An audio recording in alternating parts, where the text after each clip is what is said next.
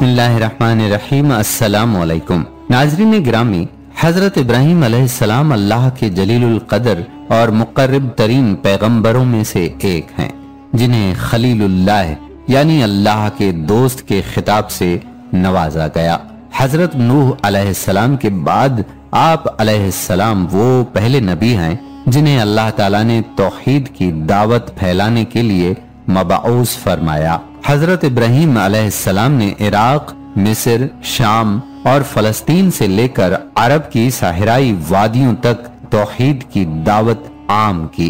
फिर अपने मिशन की तकमील आप अलैहिस्सलाम सरजमीन अरब में अपने बड़े बेटे हजरत इस्माइल अलैहिस्सलाम, शाम और फलस्तीन में दूसरे बेटे हजरत इसहाक अलैहिस्सलाम और मशरकी उर्दन में अपने भतीजे हजरत लूत अलैहिस्सलाम को मुकर्रर फरमाया था। नाजरीन, हजरत इब्राहीम अलैहिस्सलाम ने अपने वालिद और कौम को एक अरसे तक तौहीद का दर्स दिया, इस्लाम की दावत दी, मगर आपकी कौम ने आपकी पैरवी करने की बजाय हट धर्मी का रवैया अपनाया और आपकी दावत तौहीद से लाजवाब होने पर वही रवैया अपनाया जो हर सरकश और मुतकब्बिर शख्स शिकस्त खाने पर अपनाता है।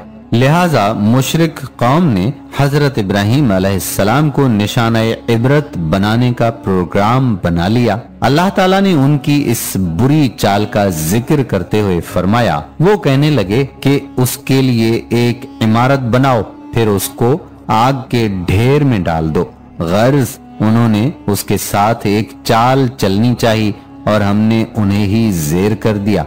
जब वो लोग बहसो मुनाजरा के मैदान में आपसे शिकस्त खा गए और उनके पास कोई दलील बाकी ना रही, ना शुबा जिसे दलील का रंग देकर पेश किया जा सके, तो उन्होंने हमाकत और सरकशी पर मबनी अपने मजहब की ताईद के लिए कुव्वत और इक़्तिदार को इस्तेमाल करने का फैसला किया।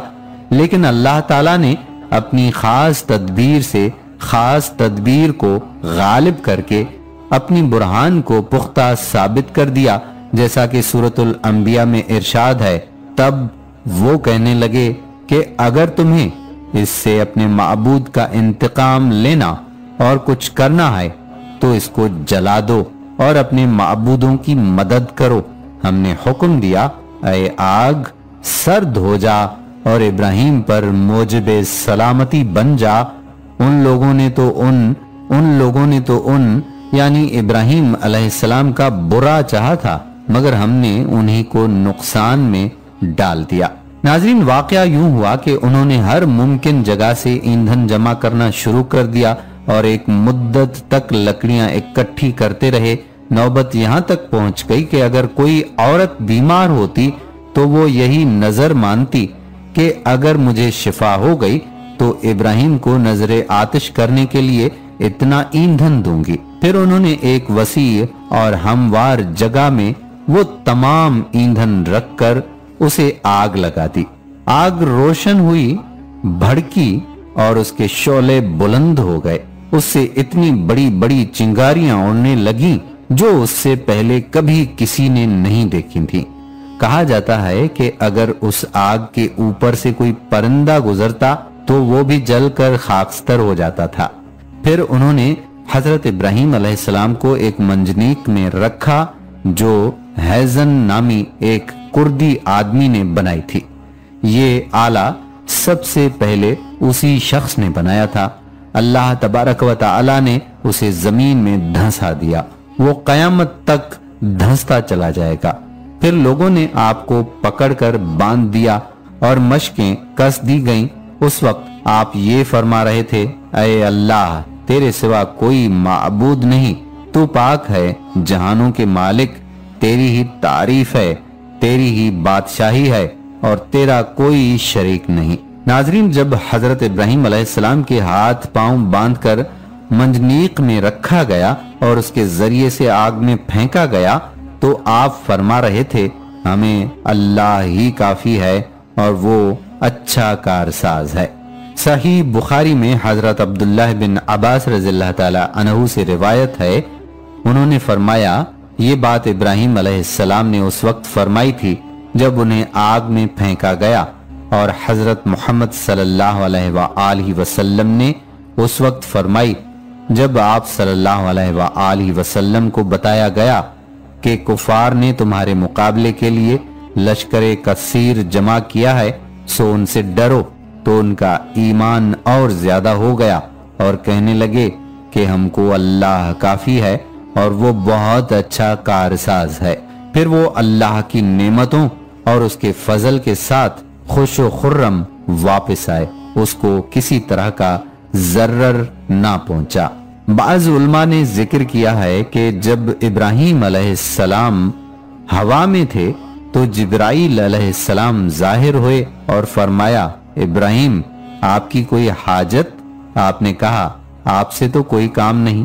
حضرت ابن عباس اور سعید بن جبیر رضی اللہ تعالی عنہ سے روایت ہے کہ بارش کا فرشتہ کہنے لگا مجھے کب حکم دیا جائے گا کہ میں بارش برسا دوں، لیکن اللہ کا حکم اس سے بھی پہلے پورا ہو گیا۔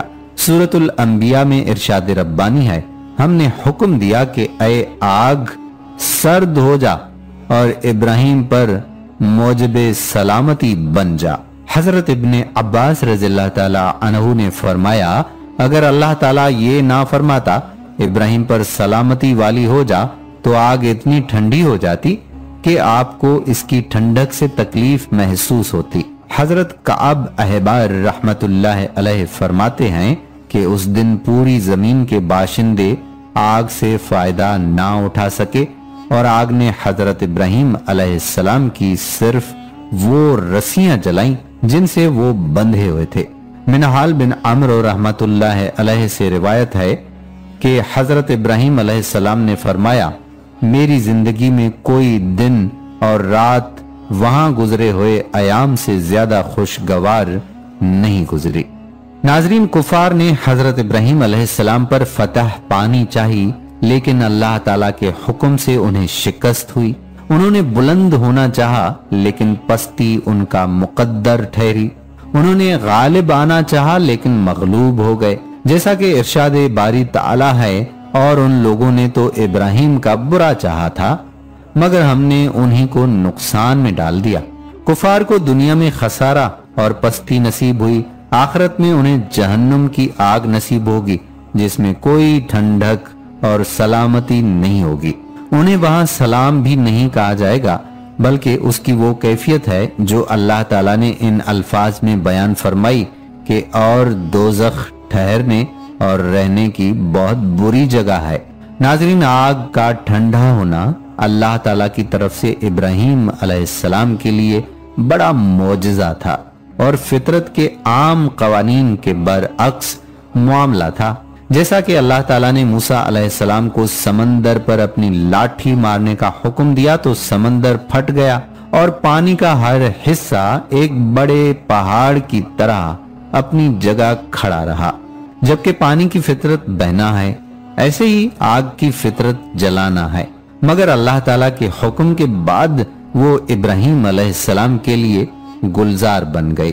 اگر کسی کی سمجھ میں یہ بات نہ آتی ہو تو وہ اللہ تعالیٰ کا یہ فرمان پڑھ لے کہ جب وہ کسی کام کا فیصلہ لیتا ہے تو اسے یہی کہتا ہے کہ ہو جا تو وہ ہو جاتا ہے۔ اس موقع پر بھی اللہ تعالیٰ نے آگ کو ہو جا سے خطاب فرمایا، پھر آگ کی کیا مجال تھی کہ ٹھنڈی اور سلامتی والی نہ ہو۔ ابن اسحاق کہتے ہیں کہ جب نمرود نے لکڑیاں جمع کرنے کا حکم دیا تو لوگوں نے مختلف اقسام کی لکڑیاں جمع کی، یہاں تک کہا جاتا ہے کہ ابراہیم علیہ السلام کی بستی کی ایک عورت نے یہ نظر مانی تھی کہ اگر اس کا فلاں کام ہو جائے تو وہ ابراہیم علیہ السلام کو جلانے کے لیے جمع کی جانے والی لکڑیوں میں خود بھی شریک ہوگی۔ اسی طرح لوگوں نے جوش و خروش سے لکڑیاں جمع کی، یہاں تک کہ جب انہوں نے ابراہیم علیہ السلام کو اس آگ میں ڈالنے کا ارادہ کیا تو چاروں طرف سے آگ کو خوب بھڑکایا، پھر ابراہیم علیہ السلام کو اس میں ڈالنے کے لیے جمع ہوئے۔ جنوں اور انسانوں کے علاوہ باقی تمام مخلوقات اس ظلم و جبر پر پکار اٹھی، اے اللہ، زمین میں ابراہیم علیہ السلام کے علاوہ اور کوئی ایسا نہیں جو تیری عبادت کرتا ہو، وہ آپ کی وجہ سے آگ میں ڈالا جا رہا ہے، ہمیں اس کی مدد کرنے کی اجازت دیجیے۔ واللہ عالم۔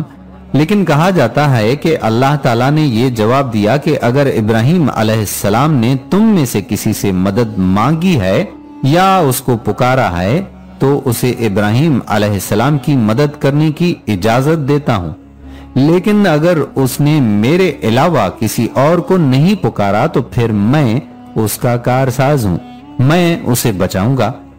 پس جب ابراہیم علیہ السلام کو آگ میں ڈالا گیا تو وہ اللہ کے حکم سے ٹھنڈی ہو گئی اور آپ کے لیے سلامتی والی بن گئی۔